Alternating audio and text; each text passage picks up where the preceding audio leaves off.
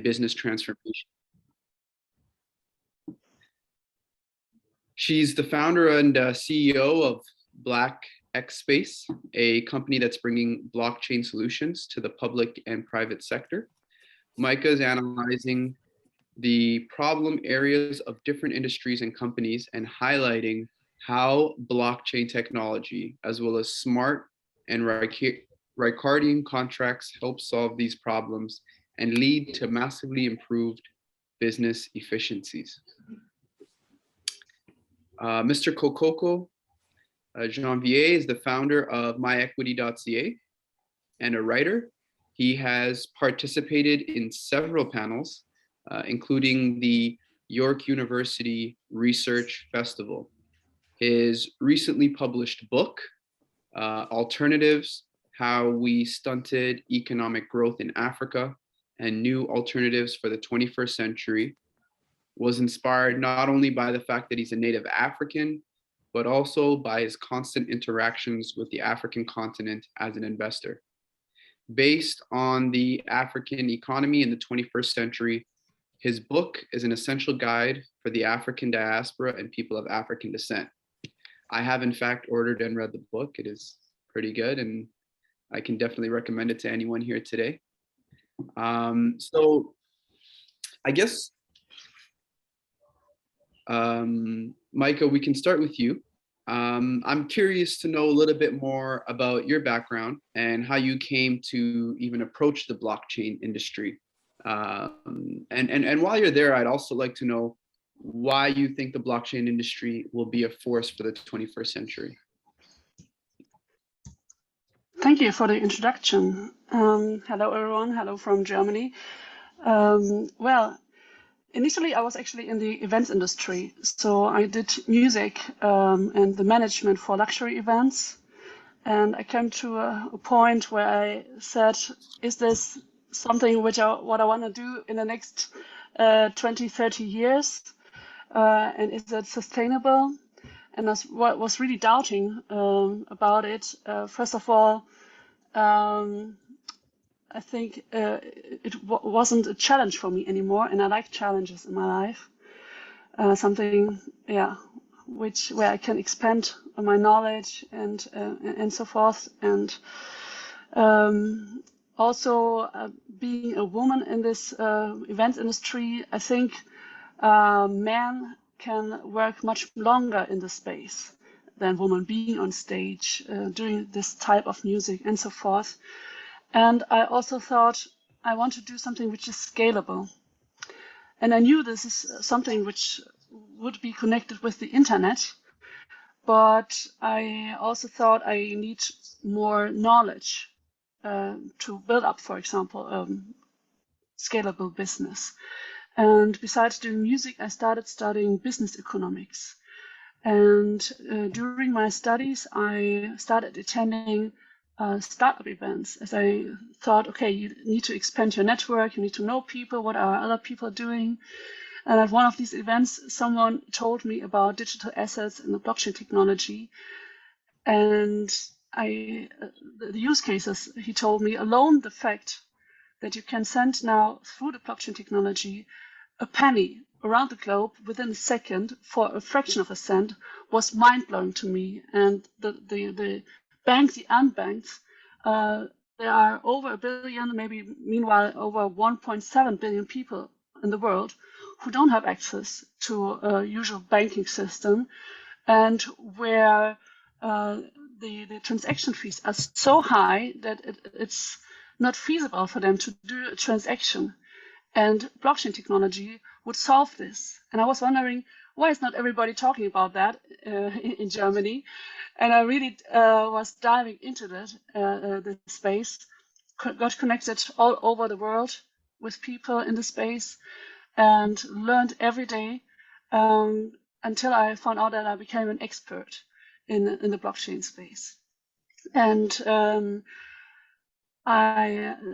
during the COVID lockdown, I found my team. I built up my own enterprises. Back then it was Smart Ledger. Now I have 3 other companies that I'm building up. And why is it the future? Imagine besides doing, or now you can do microtransactions, and think of anything you put on the internet and someone consumes it, and there would be a instant micropayment stream into your wallet. So anything you do on social media, anything you create, or when you search on Google, you are creating data. And if with this technology you have the power over your data, you can give kind of like access tokens. Anyone who consumes your data would need to pay for it. You can take away the access to your data. This data is not centralized with 5 big players in the world anymore, but you have the power. And it will turn around some sort of economies. It will create a new economy. And that's what I believe in, and that's what we are building for. Awesome. Thank you. We're going to go a little bit more into that. I think there's a lot there that you've discussed that we can definitely dig into. Janvier, I want to turn to you. In your book, Alternatives and How We Stunted Economic Growth, you talk about counterintuitive policies and opportunities for reform. From your perspective, what have been the 3 major factors that have hindered Africa's economic growth and development?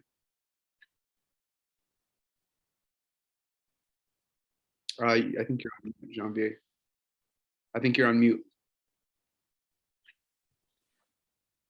All right, can you hear me?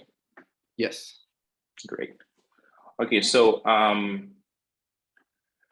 there's no 1, 2, 3 question. I think there's one thing, and we can all agree on. It is politics, right? So we have a huge opportunity in Africa, and the way to really reach those untapped potential is to open up opportunities, or open up ways for entrepreneurs like myself and you to be able to access those opportunities in Africa. From my experience, over the past few years, I've been investing in Africa, purchasing properties, developing properties. A property in Africa, the transaction fee of a property in Africa is somewhere around 30 to 40% of the price of the property, right? So that is just one example. And we are just talking about purchasing a land, right? So, and we can talk more about technology and blockchain. There's a micro company in which I was participating in developing, which is in e-commerce in Central Africa, primarily the French African countries. The challenge is not because entrepreneurs are not motivated. It's simply because we don't have enough infrastructures. And I think that's going to be the focus for the 21st century, is really to look at what are we doing as African people. And if you look at the book primarily, it's how we delayed economic growth in Africa. It's not Europe, it's not France, it's not Belgium, it's not colonialism. It is how we and our policies as leaders in Africa, politicians primarily, how did we mess it up? How did we wrong to ourselves? And how can we make it better? And I think the question is really that introspection that we have to kind of process before we can go out and try to develop things that are not on our level yet. I think there is a major problem, and that major problem really lies on the political leadership not making it easier for entrepreneurs like myself and you to evolve in Africa. So the book is primarily a message to African individuals, African young people in the diaspora, those down in Africa, and our leadership. It's not a message out there, let's develop the African continent blindly. There are a lot of opportunities, but we have to be able to identify those opportunities. And it all starts from what kind of leadership do we have? Brilliant. Yeah, I think there's a sometimes we frame the question, I say, oh, what are the 3 points? But you're right, it isn't necessarily 1, 2, 3 points or solutions, but it's a lot more in depth than that. And there's a lot of people in here, I think, who are future leaders in Africa, on not only the business, but the side of diplomacy, who are gaining a lot of value from this. But one of the common things that I've just heard between the two of you guys today is the role of technology to play within the solutions that are, I guess, not only within the African context, but within the global context. So for Meike, when you are talking about smart and Ricardian contracts, can you tell us a little bit more about those actual tools and what sort of solutions they could be looking to provide? Sure. So first of all, blockchain technology is a decentralized network, and itself, you could put data on it, but how things are interacting with each other, there are some little programs integrated, which are further technologies.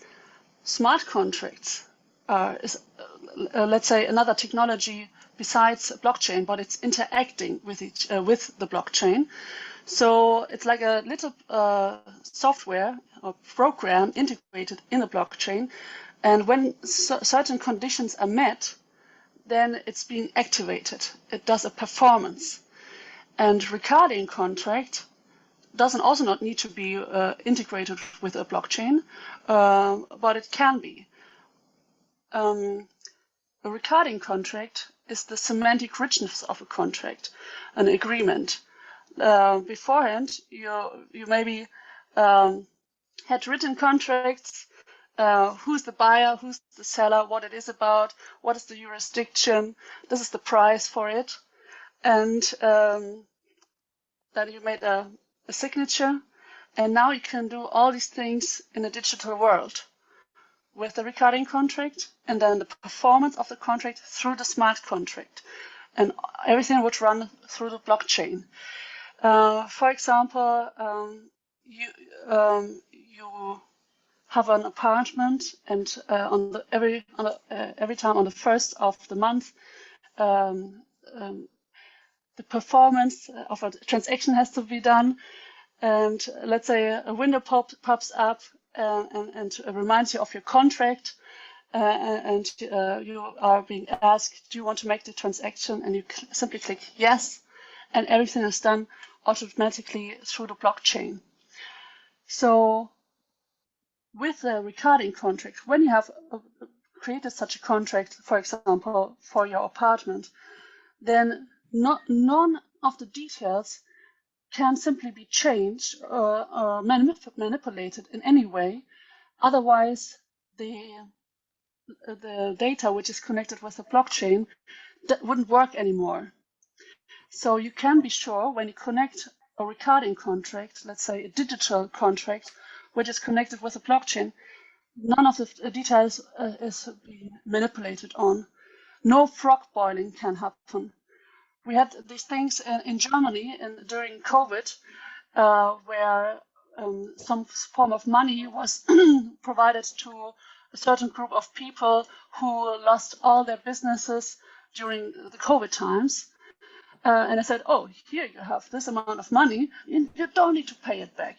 Just use it for whatever your needs are.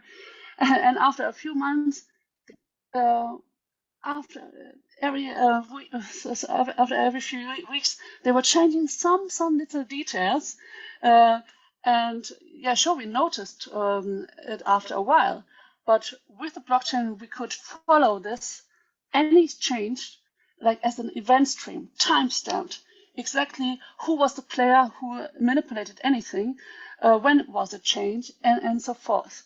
So, and yeah, the smart contract would do the performance of any contract made, and it can be audited. Some of the smart contracts are also made, let's say, Yeah, there are some also smart contracts which you cannot check how the functions work, but we are fans of let's say the public things that can be audited. Thank you. I mean, I think the common theme there is also the use of technology on a very simple level for a real estate transaction, and sort of improving the ease, verifying the legitimacy that the terms that are part of that agreement are being followed and met, and managing probably not only bringing down the transaction cost, but actually even carrying the transaction itself through the blockchain, if I understand you correctly. And Janvier, you have taken the approach to address real estate through merging technology as well, with myequity.ca. Now you've decided to leverage artificial intelligence to create a real estate-based solution. So what can you tell us about that technology and where you see its utility across industry? Yeah, so this is a very good question. So can you hear me? Making sure. Yes. Great. So the project came about, the speculation in the market, and I think as an investor, or primarily as a real estate investor, the purpose in what you do is to find a way that you would be able to establish freedom for yourself, for your family, and your community. And the lack of control in that process inspired myequity.ca. So it is a very, it's a blockchain type technology that would enable Canadians. Primarily, we're currently focusing on the local market, and we are building a platform that is going to enable Canadians primarily to access real estate for as little as $100. That is going to be the minimum investment cost. But at the same time, they would also have the opportunity to retain their freedom. I am, as a young investor, back in 2014, when I realized that these large, big bubble markets are, quite frankly, designed specifically to take away your hard-earned cash, your personal equity, and your personal freedom, I, decided to start designing, ways and technologies and mechanisms through which I would be able to retain that freedom, at the same time be able to invest in any asset, right?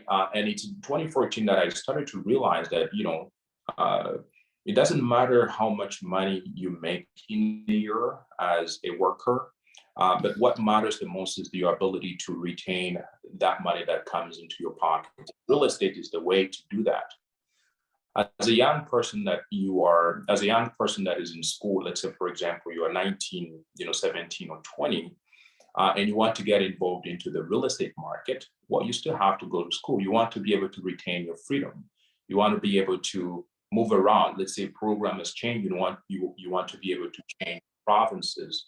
You can still be able to invest in real estate, at the same time retain your freedom, and not be attached to the hard, sometimes cost effective, to the hard and sometimes expensive factors that come with owning real estate. So I think what we are trying to do is to enable Canadians to really have access to real estate ownership for as little as $100, and at the same time be able to retain them, make an income if that property is a cash flow producing property.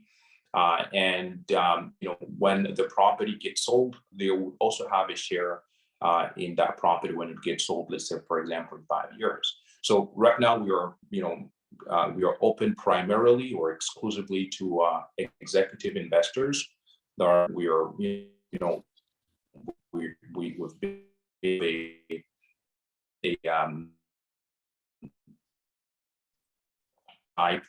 property to have investors. By 2023, we are going to be launching our primary properties, primarily in Canada and some of the local small markets. And we are opening doors, enabling Canadians to essentially have access to real estate for as little as $100. That's the goal. Interesting. Now, are you guys sourcing these properties and then basically creating sort of a pool of funds using AI? How does the AI play into this? How are you leveraging AI as part of this solution? Yeah, it's more in how do shares get distributed, right? This is a property that costs around $400,000.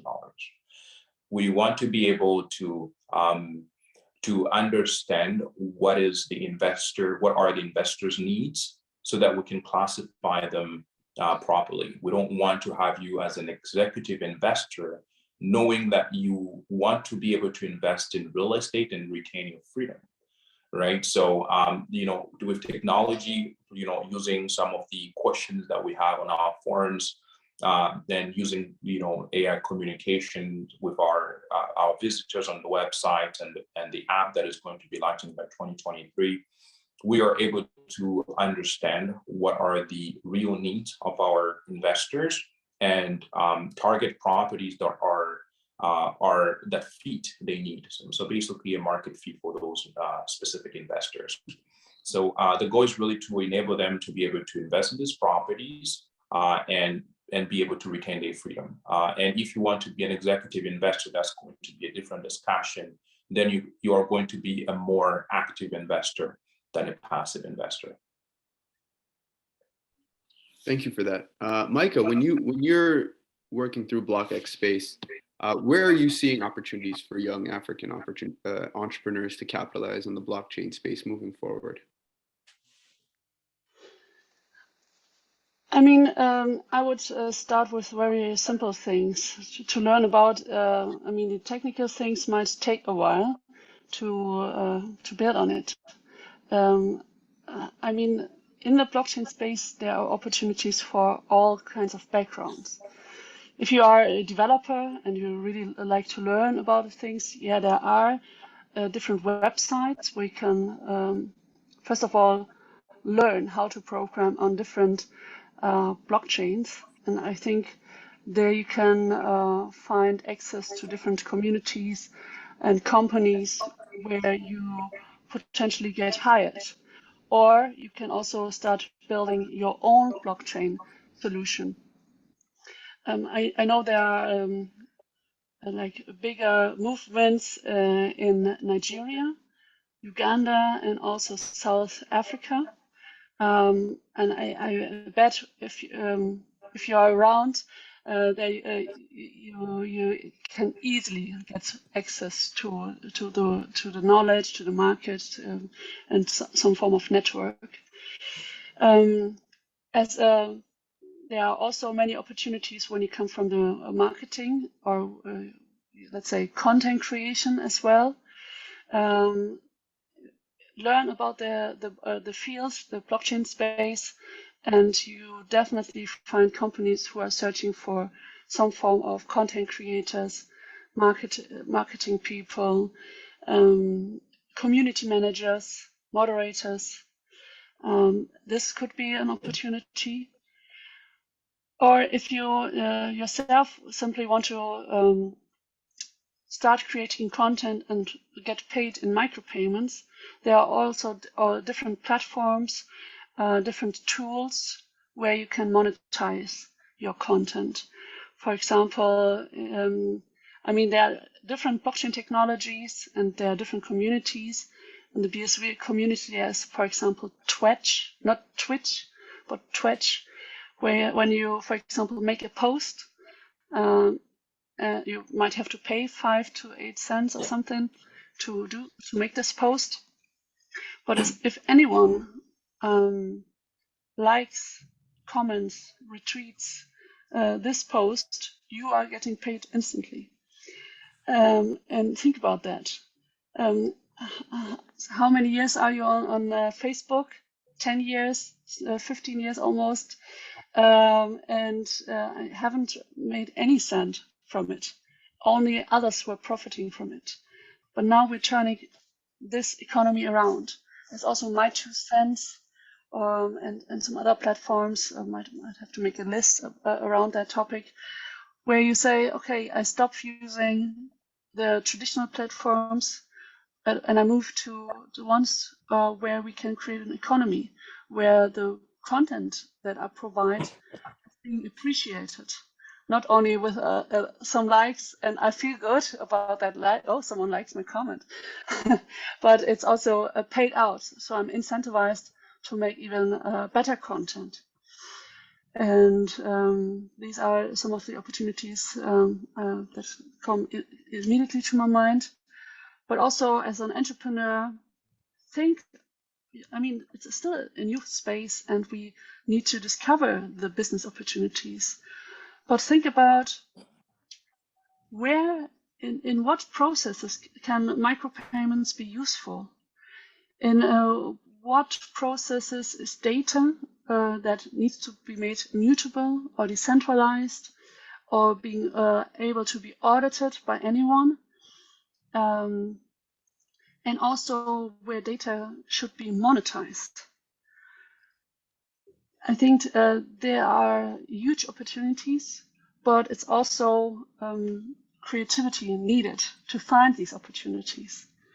And Blockspace is actually a company where we distribute solutions that are out there, where we provide consultancy to the public and private sector, where we provide development and implementation of blockchain-based solutions.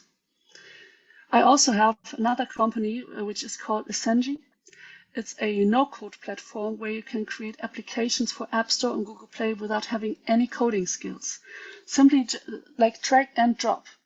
Maybe you know it from websites already, where you can create wonderful, good-looking websites without having, just with drag and drop. But back in the days, you needed to hire a developer who developed the website, where you have to communicate the needs. And now you don't need to communicate it anymore, but simply do it yourself.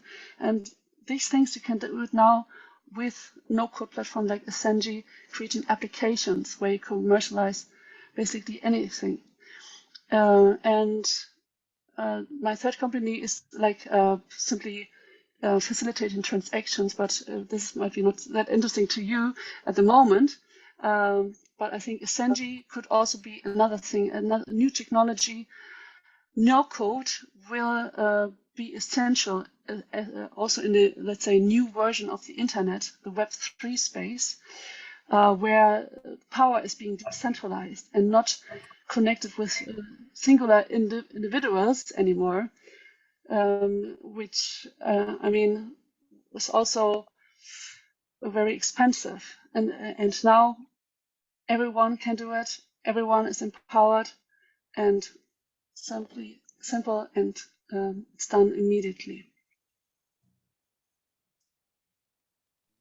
Thank you for that, Mike. I mean, it's crazy how you're managing to juggle and balance all these solutions, but it sounds like there's sort of the core business there, and then based on that core understanding, you're able to, offer different solutions to different players within that same space. But I thought about Wix when you mentioned website development in a very, very simple and easy platform. But it's incredible that blockchain, even being such an early technology, where people are still trying to understand and wrap their minds around it, already you're providing these sorts of solutions through Blockspace. So that's amazing.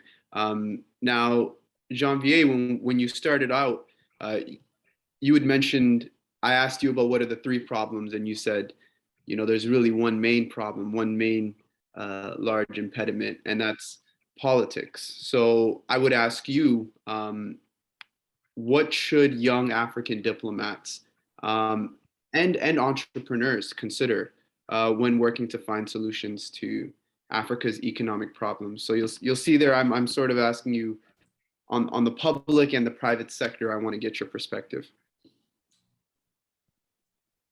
So over the past, I believe, 1 year, I've been thinking about, how do I explain, how do I talk about this book after, over a year of writing the book and publishing the book. And I think there's one missing piece in that book, and is a very important analogy that talks about, that explains the evolution of South Africa over the past 20 years. There has been something that happened in South Africa over the past 10 years or 15 years, maybe 20 years. Now, if you think about, let's say 2005, I was very young. I went to South Africa for the first time in 2005.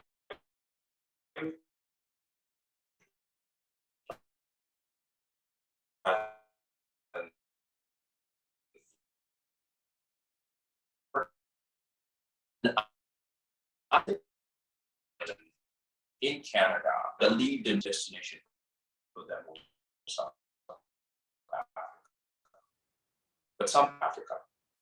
And that is because South Africa has moved from the good producing economy to a service-based economy. And I think that's what African young people that are here really have to pay attention to. There is not a nation on this planet that thrive exclusively based on a service-based economy. The moment the US started to let go real jobs that last for 20, 25, 50 years to China, what happened to China? China is happier.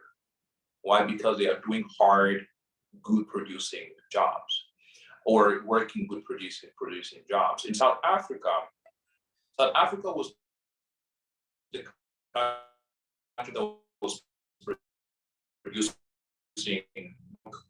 meat, table entrepreneurs producing all of these goods.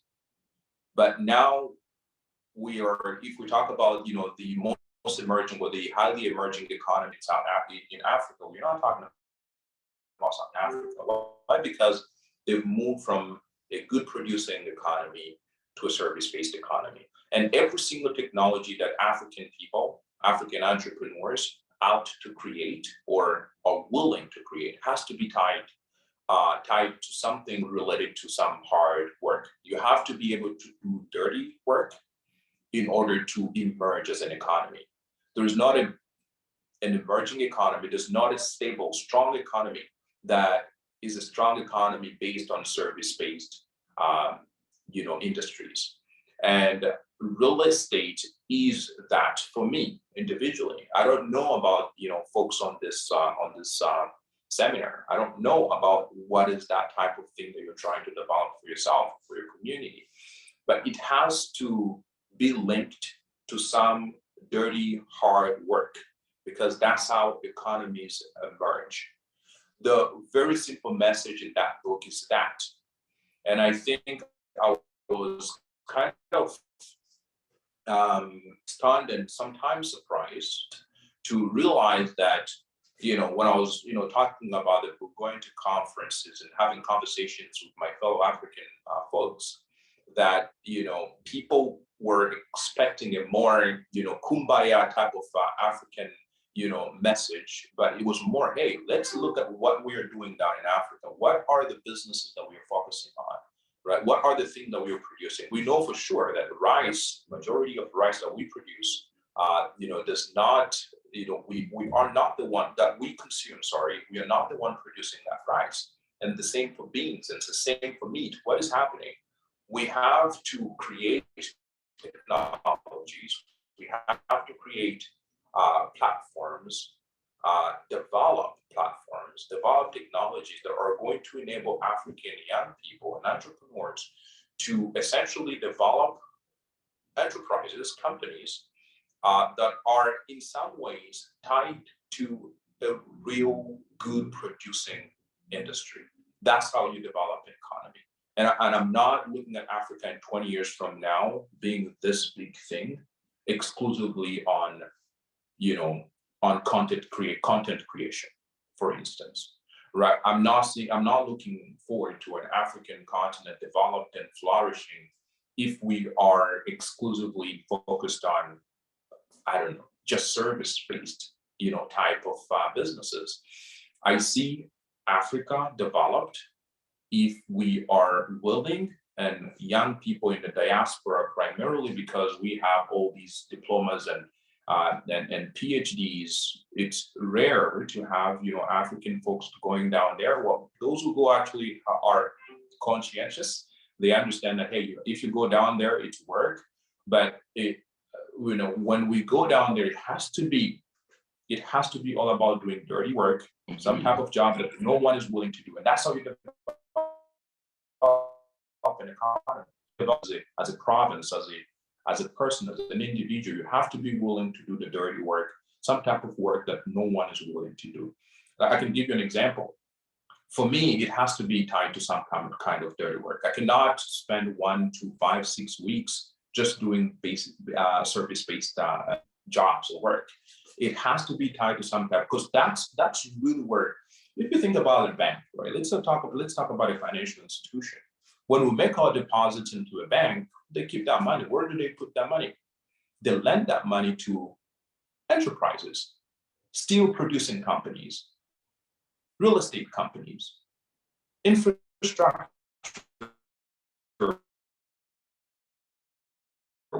roads builders to develop platforms. MyEquity.ca is a service-based platform, but underneath, in actuality, what we are servicing people is basically real estate. Last week I went to do some, I started doing some work on one of the foundations, and some of the contractors did not show up. I had to go down in the foundation and dig it myself. And I think the moment we realize that that's how you develop yourself, that's how you develop your economy, that's how you develop your family, by doing hard work, by doing the type of jobs that no one is willing to do. That's essentially how you develop an economy. And I think in Africa, we are shying away from these hard work. We are providing them to other people, just like the US is doing today. You are providing the good jobs, highly valuable jobs to other countries on earth. And no wonder why the US today has a lot of competitions, right? So I think that's what we are going to have to think about. If you're an entrepreneur, you have a business idea, you are in this section today, think about, what is that one thing that I can do that everyone is not willing to do? And you're going to find yourself doing some kind of hard work, good producing business, and you can create a technology beside that good and hard work. The technology is there, AI is there, blockchain is there, all of these technologies are there. But in Africa, I don't think we are in a resting mode. We are not in that stage where we have to, look at what others are doing and do what others are doing. I think we are in the building stage, and we have to be humble about that. Our problems are not necessarily blockchain. Our problems are education,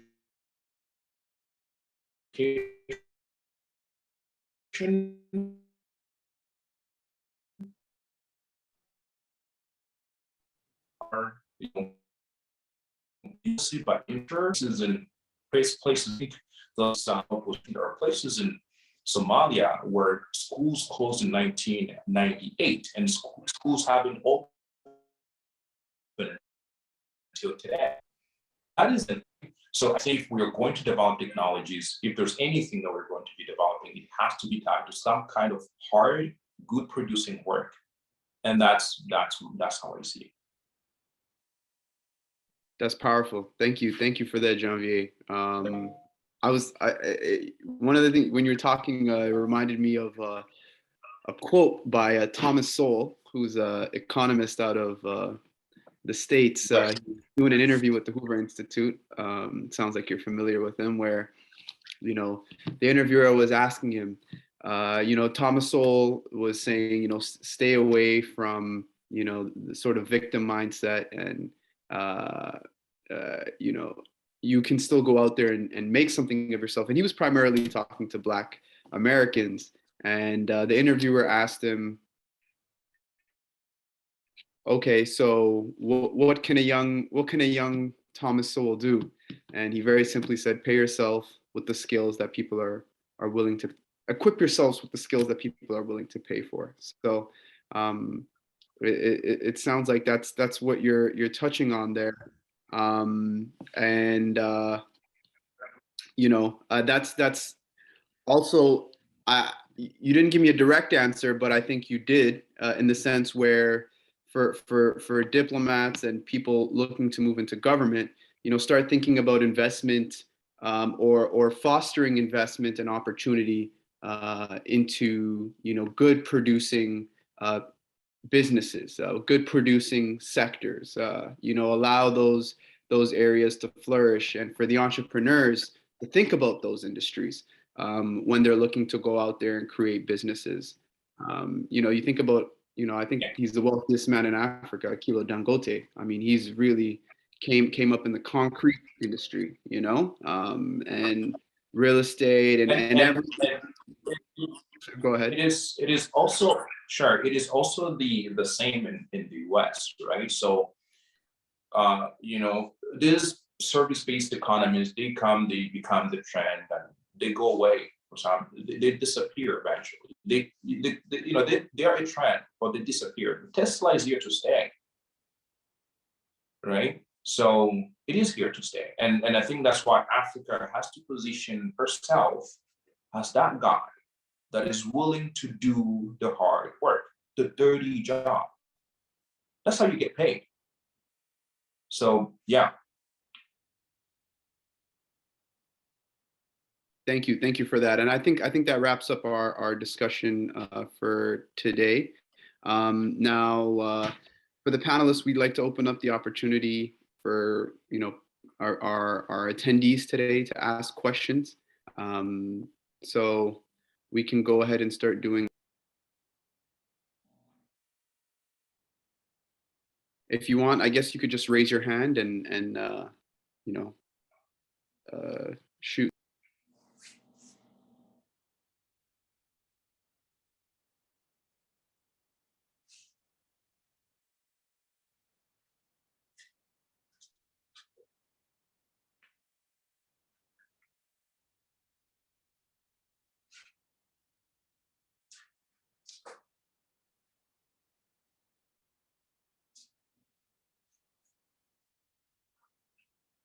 Everyone is confused or convinced? What's the answer?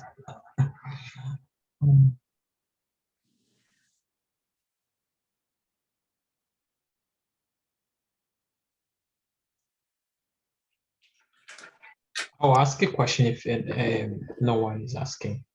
Thank you so much, Janvier and Mike, for the wonderful session.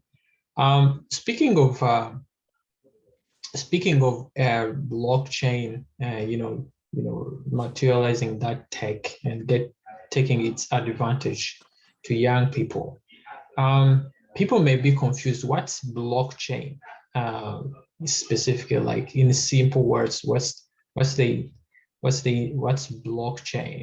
How do people how can they invest in blockchain or become like simple stuff? Or how can get hold of that blockchain revolution, because it's a new thing. I don't think many people know more about it. Would you elaborate more on that? Sure. So blockchain itself is a decentralized network. Maybe you can compare it with the usual internet, but the usual internet is based on, let's say, centralized servers. And when data is, let's say, stored, when the server burns down, the data is lost.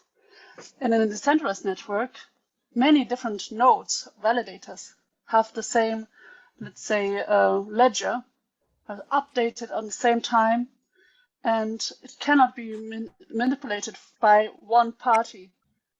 It has to be approved by a whole network when data is being changed. And this decentralized network can be used to store data or transfer value, secure value, and in a way which didn't exist before, where you, for example, the money, when you receive a check, do you know, is it already spent by some party?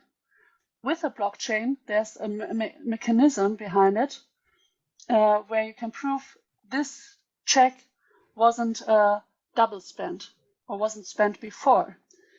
This is one of the most important things about blockchain technology. And when people think about investing into blockchain technology, they mostly think about investing into specific coins.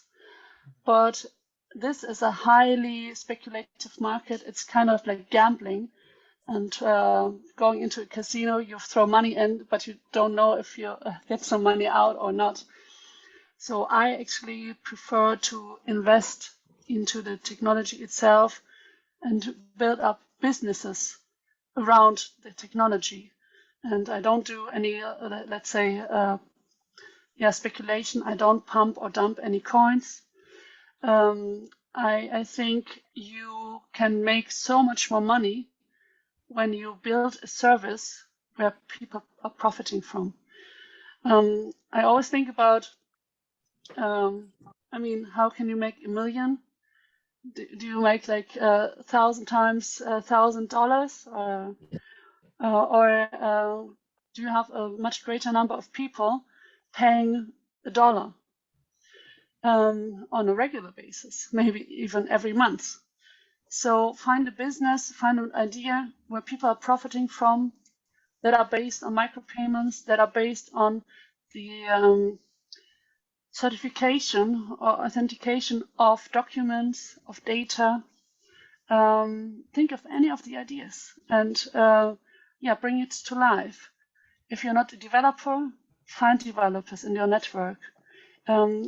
If you are a developer but don't know anything about the business side, and you're not the type who wants to go out and connect with other people, you find someone who can do this type of job and collaborate and start building. I think you will be able to make so much more money than you can think of doing with trading or pump and dump, unless you're really highly interested in learning how to trade. There are academies where you can learn how to trade with cryptos, where you can learn how to do forex trading, learn how to trade with commodities. I mean, if you are a really good trader, then you can also make lots of money there. But I'm not the person for learning how to trade, but it's an opportunity. Cool, thank you. Can I have stage to ask a question once?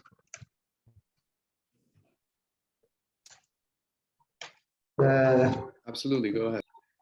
Okay, thank you, moderator. And I'm really happy that I was part of such a wonderful session today. And thank you for the presenters and the speakers, as well as the organizers and moderator. I have two simple questions. Maybe, Meike, you touched on the issue, but I need a little detail related to what the relationship between the blockchain. Is there any relation between the blockchain and the cryptocurrency that is recently established and running and booming in the world? I don't exactly have that detailed difference between the two. And or are you supporting the blockchain is supporting the cryptocurrency business to run effectively? That one.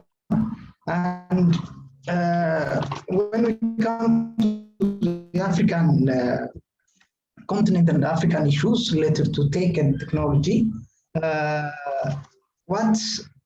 personally believe that we need to have totally a business culture change related to technology.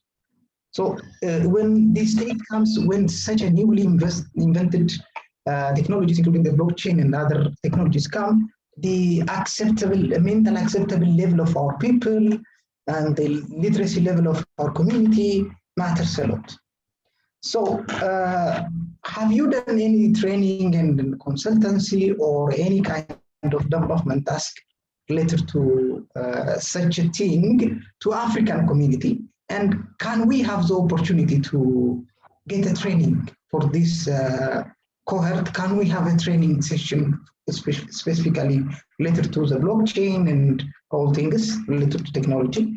And is there any opportunity? That is a question if I stated it clearly. Thank you so much. Thank you, Fikadu. Well, I didn't understand everything. There was some breaks in it, but let's try to begin with the first question was about the difference between blockchain and coins or cryptos. So cryptos are coins that are dealing, let's say, within the blockchain protocol, and there are actually thousands of different blockchain technologies, and even more than 20, 30, maybe even 100,000 different cryptocurrency coins. But unfortunately, most of the blockchain technologies are not properly working and not feasible out of different standpoints. So there's a huge bubble in the blockchain space, in the crypto space especially, I would say. Most of these coins are simply pump and dump marketing instruments, but there's not much behind it. But coins itself are within the blockchain protocol. And not the decentralized network itself. So then the second question was if we provided consultancy in Africa. Well, we did consultancy, but not specifically for African companies so far. We are actually in contact with different, let's say, companies in Africa. I was 3 weeks in Uganda in August, actually, connected with different companies, but we didn't provide any consultancy. It's more like a partnership. We also hired some people in Uganda. Might want to expand, our let's say network in Africa. We want to also create some hackathons and provide tutorials in cooperation with different universities in Africa. We see that there are many talented people, but I mean, there are some issues. For example, alone the access to internet might be hard in Africa.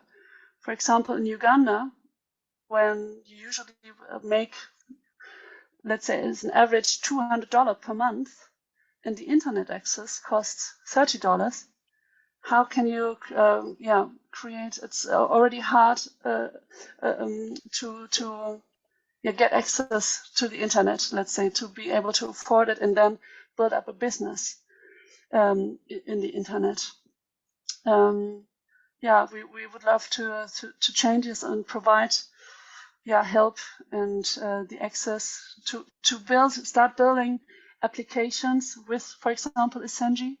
It will also be connected in the future with the blockchain technology. Isn't currently, but it will be.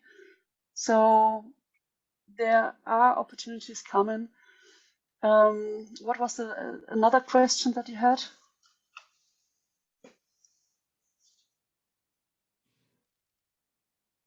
These are the two questions. Thank you so much. Thank you. Hello, I don't know if I will be allowed to ask a question. Go ahead, son. Yeah. So talking about a blockchain, I think you just mentioned the internet penetration. For example, here in Sierra Leone, we have 13% internet penetration. So we have a very low amount of people who are online. So talking about blockchain, it has to do with internet. So you wanting to come to the African market, you wanting to teach about blockchain to African people. So how are we going to solve that problem with low internet connectivity? And secondly, here in Sierra Leone, I think we have issues with land. The land system here in Sierra Leone is a lot of problems. So I was thinking one day, like, I've been I've been looking into the blockchain actually. I've had one or two videos from YouTube about the blockchain. So I was thinking, and you just mentioned about application around the blockchain. So I was thinking whether it's possible for us to get an application wherein we authenticate the issues of land here in Sierra Leone, because from the government to a particular individual, then from then we lost count of the documents. So 3 or 4 individuals will have authentic documents to a particular land. And I think looking into the blockchain is a system wherein it authenticates the actual holder of that particular deed. So I want to see if this application if we can bring it to life, it's something practical using the blockchain system. Thank you. I don't know if I'm clear, though. You're absolutely clear. And there are already systems out there or in the making around this topic. I actually had a friend who bought some land in Sierra Leone and built a villa, and then found out that this land is owned by someone else. And he lost it all at the end. It's a huge problem, I know. I mean, it also would need to be supported by the government, if possible. In Germany, I mean, everywhere, you find this problem everywhere, actually. How, I mean, besides creating such a solution, or it's also the implementation, is the government open? Do you know people from the government who we could connect with, who we could start a conversation and start educating? Oh, here is a solution. Here we can, provide a solution to millions of people within the country, where you then, define who's the landowner and really make it, put it into a ledger where it's not possible that some singular people can manipulate anything, or where it's publicly auditable, and so forth and so forth. Yeah, about the government's connection, I think I actually have some, well, if not all, amount of connection with the government, but I think we should have to see exactly what we are pushing to them and see how it's gonna work. So before actually reaching out to maybe the Minister of Lands, because I think he's open also for things like that. Although there will be some issues around funding, but if it's okay, I think they will get funding for it. And I think that's we can work on. But we need to see a solution first, because here in Sierra Leone, I actually run a tech hub wherein I get connected with a lot of people. And it's been funded by UNICEF now. We have like 4 tech hubs here in different parts of the country. And so there is a lot of people we get connected with when it comes to technology. The nation as a whole is trying to trust us a little in things like this when it comes to innovative ideas. So I think if this is something we can push, actually. Sounds amazing. Yeah, please, I will send you my email, and please connect with me if you like. Okay, no problem. I'll do that. Madut, you can go ahead. Okay, thank you. Thank you very much, presenters, for the nice presentation. Madut Ajang Matyang, petroleum geoscientist from South Sudan. My question is, since you have talked about the blockchains and how it can benefit the tech companies and so forth, given the poor infrastructure in most of African countries, especially the communication infrastructure, how profitable will it be for startup companies to buy this idea? That's one.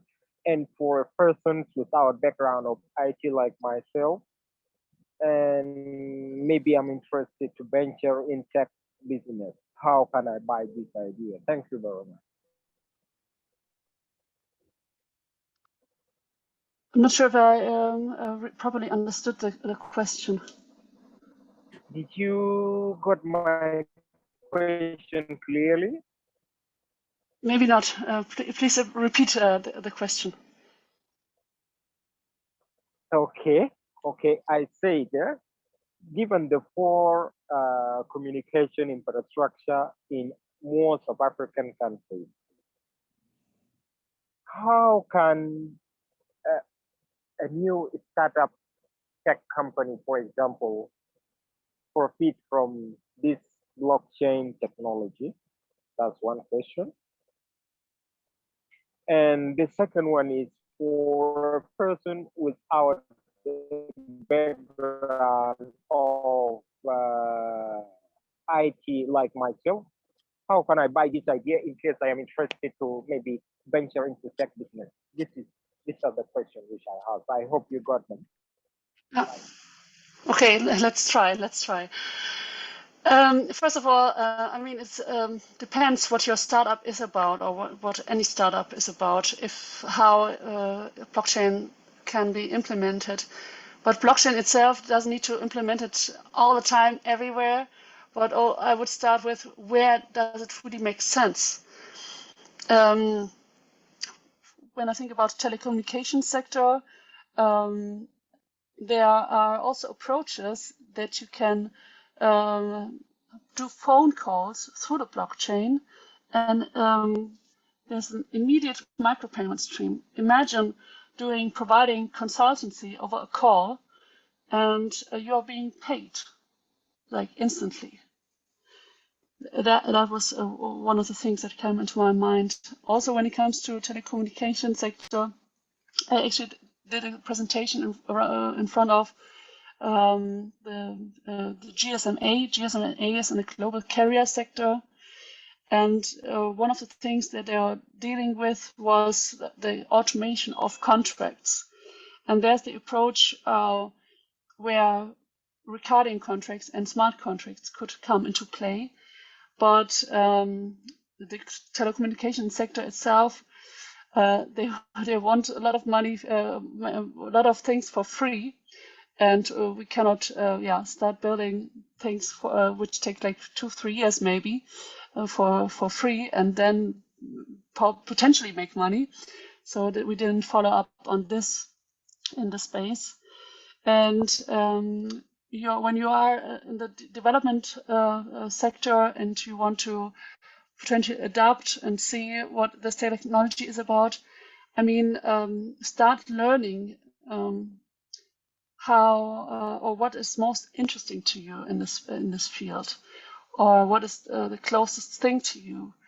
I mean, itself, the blockchain space is huge, and it took for me several years to be at the place where I am now. But I mean, think of the internet, at the beginning of 2000s. People with very little knowledge could actually start a business around that topic. For example, companies needed to know how to set up an email account, how to write an email. So I know people who made a lot of money showing other people how to set up a crypto wallet, how to trade on an exchange like Kraken or Binance and Coinbase and so forth. Very or quite simple things, Yeah, people made a lot of money with that. So, and finding that space into the blockchain space, I think that's the right time currently. Janvier? Can I have the question again? I think it was a long time ago.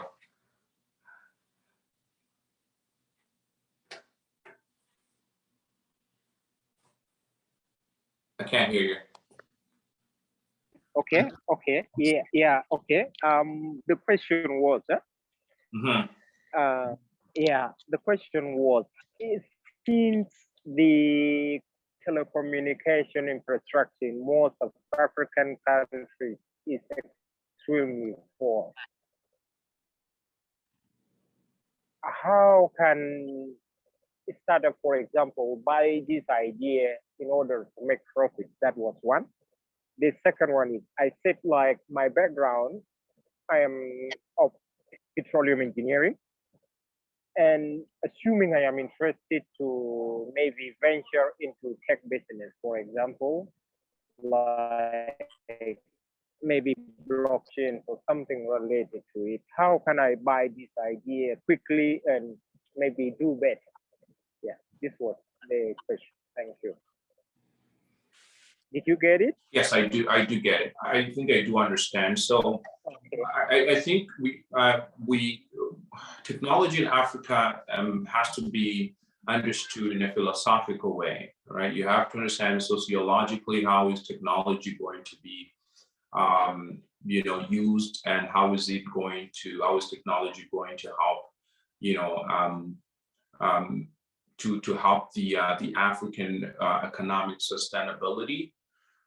If you look at how a cell phone has emerged in Africa, I think we are much more advanced in usage of technology, telephone technology, than any other place on earth. For an African, a telephone is much more important than for an American individual, right? So there is that portion of technology that is very important. What we are able to communicate, we are able to make in Africa, a telephone is a bank. Your cell phone is a bank, and it serves you more than it would serve you if you were in the United States, for example. But I don't think we have to confuse, petroleum. You said your field is petroleum engineering, correct? Right? Yes. So there are a lot more opportunities to contribute in that area than, I would say, from my own perspective, really, than, let's say, in blockchain, right? So we are the heart of mining companies. How can we use technology to communicate with villages? How can we facilitate the transition of goods, let's say, from one of the villages in where you are to the city, or to the frontier, or to the border? How can we communicate, or establish communication between where the natural resources are being exploited to the borders? I think we still have a lot of challenges in those areas. And I think the blockchain technology is fancy, very attractive, but is not necessarily, based on my perspective as someone that has invested a ton of money in Africa, I don't think it is a real problem in Africa. From my perspective, the real problem in Africa, very immediate. We need to be able to move from one point to another, and we need to have a road. Once that problem has been fixed, once an engineer in your field or any other field has come up with a solution to develop that problem, I think we are serving a lot more people, a lot more young people, to then come up with some other solutions that correspond to their real problems. I think we are here developing a solution that is not necessarily, in relation to the real problems that we have in Africa. Okay, thank you very much. No problem. Thank you. Okay, does anyone have God's power?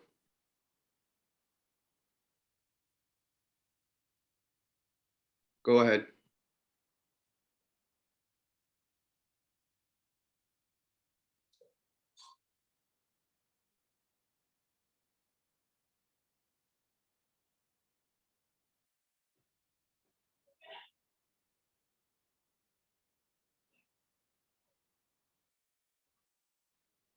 Okay. I think that'll wind up our discussion for today. God's power says, please unmute me. 1 second.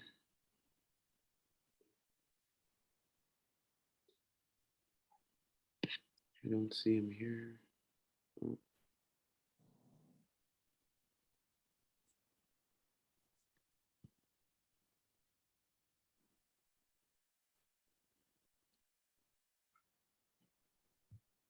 I think it might be his maybe Zoom setting. Everyone is can unmute themselves. Yeah. Yeah. Sorry, God's power. You can type your question though in the chat if you don't mind.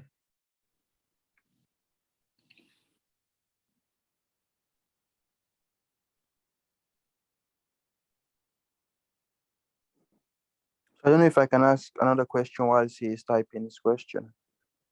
Sure. Sure, go ahead. Yeah, it's still about the blockchain. I understand power is another issue because mining of coins, Bitcoin miners, for example, consume a lot of power doing that particular thing.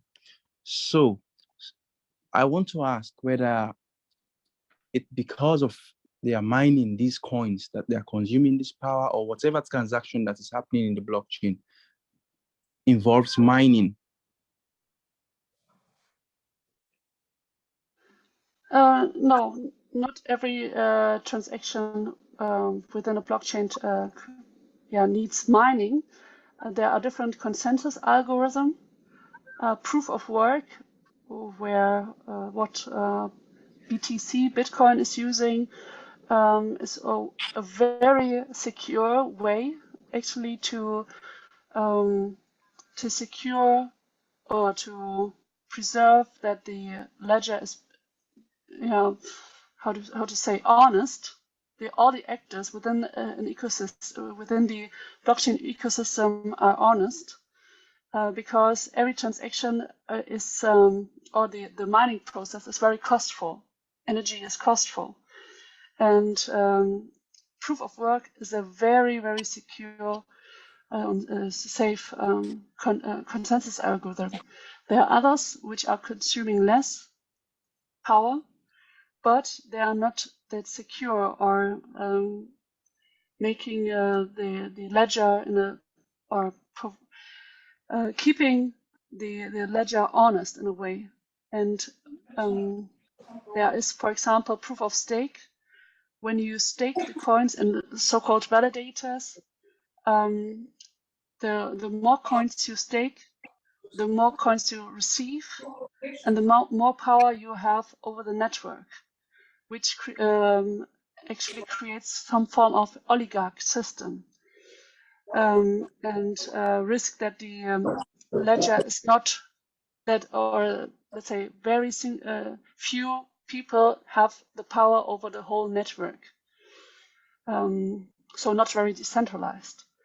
BTC itself is, I would say, a waste of energy, Bitcoin, but there are different blockchain technologies that can really scale. So BTC, the blockchain, BTC blockchain, can only transact around 400,000 transactions within 24 hours, which is basically nothing when you compare it to what is needed in the banking sector. But there are other proof of work based blockchain technologies that can really scale, and these can be used actually to make processes more effective, efficient, and secure. And proof of work makes sense in that case.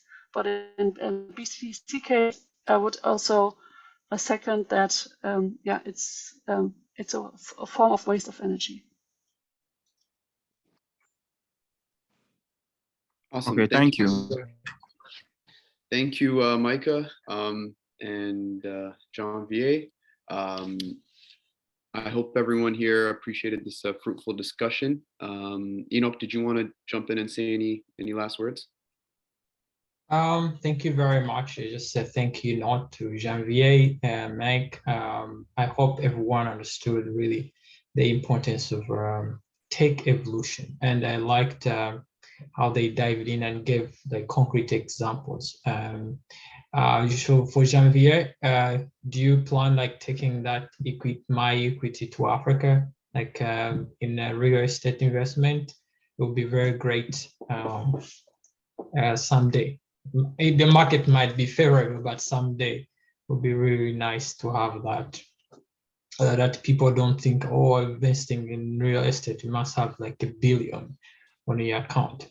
And back home, people don't take that much credit because there is no much. People just have clean money, I would say. Like you go sell something and just buy and buy and buy. So it could be very good, mostly for the young leaders who are young entrepreneurs from East, Central, West, North. It would be very great. And Meg, thank you very much for the wonderful, was like a professor teaching about blockchain. So I hope people learned a lot, and I thank you, moderator Jonathan, and everyone. Thank you very much. Great. Thank you. Thank you, everyone. I think that wraps up our discussion for today. Thank you. Thank you.